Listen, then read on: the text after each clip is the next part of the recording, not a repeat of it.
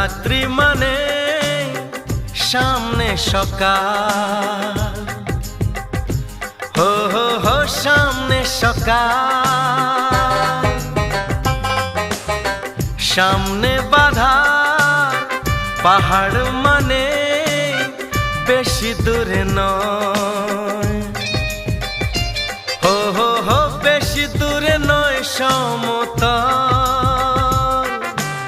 এভাবে ভাবতে যদি পারি,